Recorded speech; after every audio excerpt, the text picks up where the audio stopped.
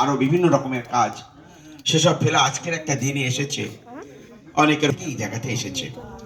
আপনারাও এসেছেন এই অঞ্চলের যে এই ধরনের কাজ। তা বললেন ওই 500 টাকাই আমি দিয়েছিলাম। আমরাও দান করি না, ভাবি না যে একটু জিনিস যদি কাউকে দিতে পারি। তা আজ যিনি এইটা করেছেন এই অঞ্চলের, তার এই জায়গাটা পুণ্যভূমি হয়ে যাবে। আজকে সাধুরা এলেন রামকৃষ্ণ মিশনের, কোথায় মহারাজ প্রত্যন্ত থেকে মনসাদ্বীপ, আমি তো একটু কাছেই, কিন্তু এখন কত লোক এসেছে, বাবাও গেছে, এই সময় লোক আসবে, আসতে পারেন, কিন্তু এই দাতা যিনি করেছেন, বলবো না যে তিনি দান করে তিনি কৃতার্থ করেছেন, অহংকারী নয়, তিনি ধন্য হয়েছেন, কত মানুষ আসবে।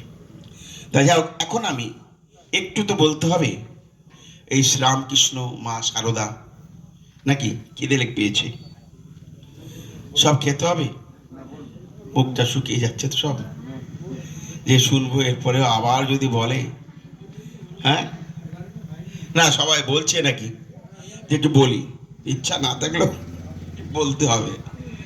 হ্যাঁ, আমি এখন কি করব, আমারও টাইমে তারা আছে, কিন্তু তাও যেহেতু বলতে হবে,